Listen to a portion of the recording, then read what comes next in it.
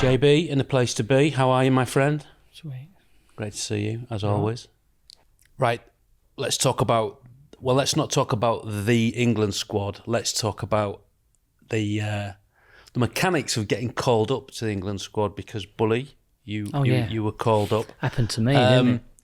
This is an article on BBC, August 31st, 2008. Bullard called into England squad. Fulham midfielder Jimmy Bullard has been included in the England squad for the first time for the World Cup qualifiers away to Andorra and Croatia. Bullard's call-up completes a remarkable recovery from a career-threatening cruciate ligament injury, which he suffered almost exactly 2 years ago. He was out of the game for 15 months before returning to play a crucial part in Fulham's Premier League survival last season. Did you ever think that call-up was going to come? But bearing in mind, you know, the situation you sort of found yourself in with that injury. No, it's weird. It's weird how it happened after. Yeah. Because before I thought, there's a few glimpses, I had chances, and you hear little bits here and there. But then once I had that injury, 15, 16 months, it might have even been a bit longer than that. Like from the moment, I think that might have been from surgery. Can I just ask you very quickly, had you, you probably haven't even thought about it, but had it crossed your mind like, I might not get a chance now to play for England? Or did during the injury? At this point, yeah. Well, when I was, it's weird how you say that, but 6 months, well, actually 9 months into my rehab, a real massive happened where I got out of a car and my knee wobbled, my leg wobbled, bottom half wobbled, and I thought, that ain't fixed, that's like the same. So I went back out to the surgeon who was out in America, Dr. Stedman. I went out there and he just said, you haven't done your rehab properly. Then I had to really come back and do a load more rehab. I thought I was going to be back after 10, 11, 12 months. But it took me longer. Right. It took me 15, 16 months, I said. But in that moment, me and Fulham, we had a meeting and sort of like, there were chats of me taking an insurance job. Like whether I was going to get back playing. Right. They was unsure. Okay. They was unsure. I wasn't. I was like, no, I'll get back.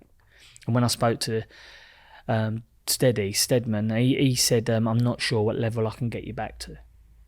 Straight away, I was like, oh my God. So in my head, I just said to him, get me back running. Yeah. As long as you get me back running, I'll be all right. I can find a way then. But it was never the same. No. I couldn't, do you get what I mean? So to answer your question, I done well getting back, really. Yeah. It was that bad an injury. I didn't just do what it says there, my cruciate. I done my lateral, I done my medial. I took away all my meniscus and cartilage. It just disintegrated. When actually Steady went in the knee, I went there and it was in a dark room. I always remember, and he got my leg and he was like, I need to go in. I can't tell you too much yet. I need to go in, but it feels loose. I've seen the injury. And when I come back round, he said it's one of the worst knees I've seen. Really, yeah? Yeah, he done like 40 years in a game, he was. Wow. And he done NFL, basketball, everyone, NBA. Yeah, he was amazing. So to come back from that and to just play at a level, let alone to get in the England squad, no, to answer your question, it wasn't on my mind at all. And then I come back and I hit a bit of form, but I wasn't sure whether it was like my adrenaline. Yeah. Do you get what I mean? I just come back where I missed a game for so long, you're just on a high. You don't really care what the result is. You ain't really caring too much. You just, I'm back playing. Yeah. Giddy as. And then found my feet, and before I know it, I'll hit a bit of form. Yeah. And then that's when they come calling it as nuts. So, absolutely nuts. How did your call-up happen? Who got in touch? Where were you? So Roy Hodgson was the manager. I remember Roy called me on the day and said, because you get pulled into the 26, I get my numbers mixed up, but I think it's the 26 and then they bring it down to 22, right? So he said, you've been called into 26, but they're making their mind up to 22, like the ones that are travelling. Yeah. But 26 is stay on, so if there's injuries, you fly out. Do you get what I mean? So I was in the 26. Yeah. And then I can't even remember he probably said something like the FA would be in touch or something, do you know what I mean? But good luck, brilliant, well done, both buzzing. And went home that day when the 22's getting called out, and I'm just looking like the rest of us on Sky. Right. And I just remember, Dad, like, I've got a chance of getting in the 22. He's like watching. And I just get a phone call from the FA and it comes up. But as I get this phone call, it comes up on the bottom. Right. like Jimmy Bullard, Fulham in. So both ways, really. Yeah. There weren't a way which I found out. And then I phoned Dad, and Dad just went mental. I always remember the old man. I knew you could do it. I told you. We just went into one. Still celebrating now, really. Any tears or? Not from me. No, I don't think there was tears. No, I was just like ecstatic. Yeah. I still am. What, like your when mum? I talk about this. Mum might have, but she wasn't with me, so I wouldn't have known. No. Yeah, me, Di, Mum and Dad. Kids weren't about then. It was just like... It was the biggest achievement I've ever achieved in my Best feeling in football career. for you, would you say? Yeah, I had 3. I had Premier League. When I got in the Prem, that feeling of stepping out, when I said before, against Chelsea, that was like... Jose Mourinho manager, Crespo scoring the 89th minute. I know it's against you, but when things like that happen, you're like, shit, this is the real deal. Then the England squad, that was like, look at me now, like still buzz off that. And then getting in Carling Cup final, that was immense. Just playing against United, that whole big thing around it, and beating Arsenal in a double-header. Them 3 big things. But the England squad was amazing, yeah. And the era I was in, like Stevie G, Frankie Lamps, Beckham, Scholes. I don't think Scholes was there actually, but that was the era. I've got the squad here, if you want me to just rattle through it. Go on, so, if you can. Paul Robinson, David James, Rob Green, Les Scott, Bridge, Ashley Cole, John Terry, Wes Brown, Rio, Glenn Johnson, Matthew Upson, Gareth Barry, Joe Cole, Frank Lampard, Jimmy Bullard, David Beckham, Stuart Downing, Dave Bentley, Jermaine Genius, Theo Walcott, Wayne Rooney, Jermaine Defoe, Emile Heskey. Amazing. Yeah. Some players to be amongst. Do you get what I mean? Like, it's a hell of a squad, isn't it? Yeah. And how I used to see it was all them players, like, from me growing up in the playground, and out of all them millions of kids, and to get whittled, reached in the Premier League, and then to whittle it down even more to make that England squad, and then to whittle it down even more to make that final midfield 7. Yeah. And to whittle it down even more, like, it just gets whittled and whittled, and then you're just like, blood, I've half achieved something. To do that was just amazing. Yeah, amazing times. Learned so much. How many of that squad did you know beforehand? When you went in with any It's quite a big West Ham contingency there. Rio, Frank. Was Rio on there? Yeah. Rio, Frank. Yeah, I remember Rio. Yeah. I had these Adidas's on. I always remember little things. I had these because I wasn't with any Nike or Adidas. Right. And I had these Adidas. You've seen them before. Like the Adidas Copa Mundial, there's only so many made. They're like a World Cup special. Right. And they had blue bottoms on. Okay. But they was all blue. The moulded was all blue. The sole, not just the studs. The whole boot was blue. Yeah. And they had blue, mate, they were the filthiest, softest leather you've ever seen in your life. They didn't last long. No. Like, they were like a showpiece boot. Yeah. But I actually wore them. And I remember putting them on. Rio's next to me. He went, because he loves his clobbery. He went, what are they? I went, they're just like, I always remember he peeled them out, picked them out. And he went, God, if I had to wear a boot, I'd wear them as well. Like, they were well nice. They were that mustard. But all the boys were like, it was just pucker to be around. It was like, I looked up to all of them. But as you said, going back to, like, I didn't crack it in the West Ham team. So when you had Frank, Rio, Glenn Johnson, Defoe, Joe Cole, was Carrick in there? No? So you had 5 there. From back in the day when I was nothing, and I struggled to get into a first team. I was playing in the reserves. I wasn't really cracking it as a professional. To show them and your peers that I could do it, that meant something as well, you know. And some of them, I must still talk to Joe now and bits and pieces. So it's nice to show them that I achieved, you know what I mean? Yeah. And I did belong there. But amazing times. Like, learnt so much. I had 2 weeks with the England boys, and I always remember it when I went back to Fulham. Even Danny Murphy said to me, "Oh, you're twice the player when you left, and it was only 2 weeks." Yeah. And that's the level. See, you step up, and you're around that. And I just remember like a rondo. Beckham was in the middle. Oh mate, Beck's popped it. I always said to you, didn't I? I got it a bit wrong. Did Have I talked about this on here before? No. So we've done a rondo sesh, and I sort of got reeled in a little bit. Beck's long range passer, like steady Eddie on the ball, this and that, and great at free kicks. How wrong can you get it? Like even as a football player, done a rondo no bigger than this room, 20 by 20. 7 in us. Absolute pop-off kid, mate. The ball was coming, it's going tick, tick, tick. Rat-tat-tooey at pace. It was like, oh my God, there's another level here. Yeah. Like I thought Prem level full, no, and we go again. Yeah. With a bit more on it. And it was just like phenomenal. Before you're going out to train with those players, are you having a little chat with yourself? Like going right, or you go in, come on, let's go. Yeah, so the first sesh, you know what I'm like. So the first sesh, because the only way I knew them, chuck yourself in it. Right, yeah. I'm here. So rondo, right in the middle of it, you know. Bip, bip, bip, bip, bip, bip, bip. Oh, fuck this. I went, fucking, I'll go to the back here. I mean, find a line. Right, let's see the play. Beck's gone in. It's just like, da, da, da, da, da. I was like, it took me 2-3 days. That happened to me and it went off at a rate of knots. I was like, shit shoots. It was phenomenal pace and the glossy pitch. And I always remember like just how hard they used to pass it. Just even like when you're warming up, it's like rats. And it was a proper... Almost too hard. No, it was too hard for me. And I'm like, what are you doing? It's like, what are you doing? Showing off. No, that's how they pass it. With conviction and meaning. It's like, fizz. And then this sounds real basic, right? And people are going to go, oh, shut up, right? We had a shooting practice. How hard they shot was a joke. I didn't have that power. Like, I'd hit and it was like, Bex hit it, go, what? Like that. I'd be like, oh my God, he's got even more power than me. I've never had that. I was always one of the firmest shooters in my club. Do you get what I mean? I had a good ping.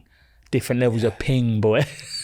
He had like, and he'd stand still and just go down, get it. It's just unbelievable. I'd say that sometimes, like in the John Arisa, like when you'd come and everyone was having a shot, and then you turn up and you're like There'd smashing be a bit more them in. it.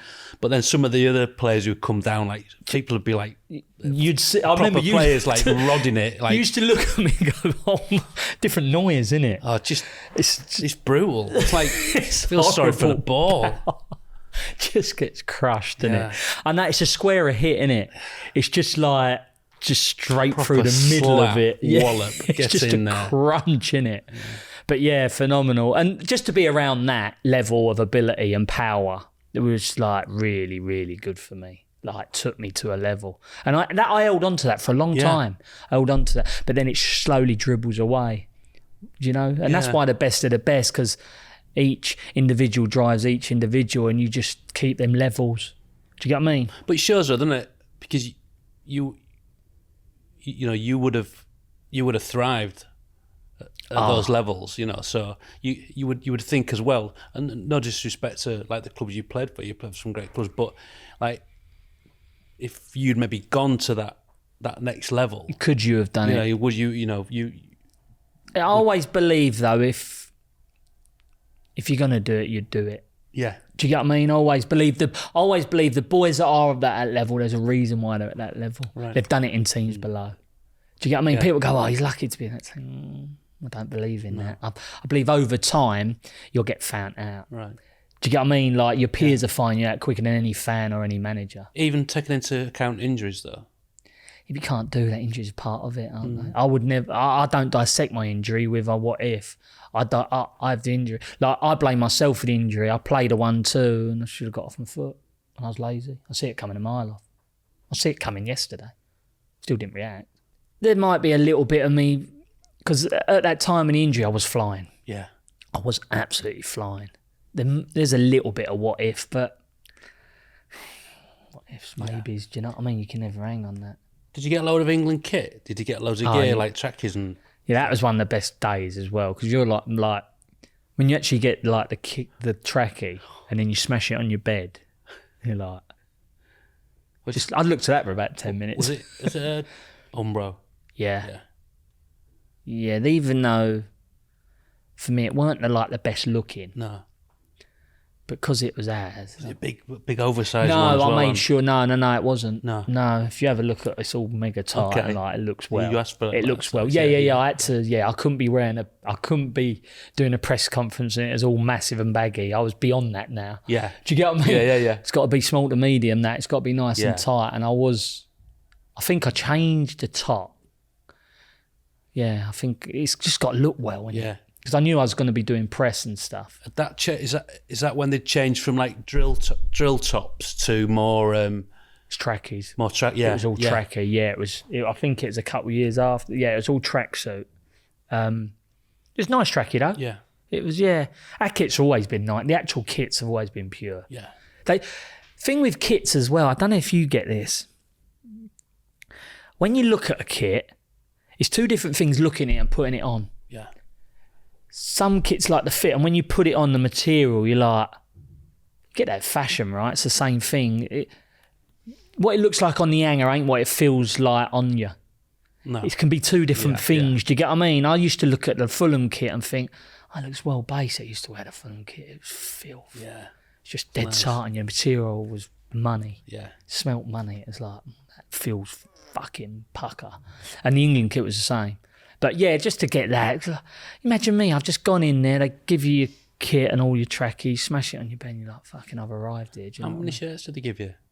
what, football playing shirts? Well, like You could take a few of them. yeah, Wasn't too thingy on that. I remember I stayed behind, I actually got Beckham's shirt and he signed it for me and I kept Beck's shirt.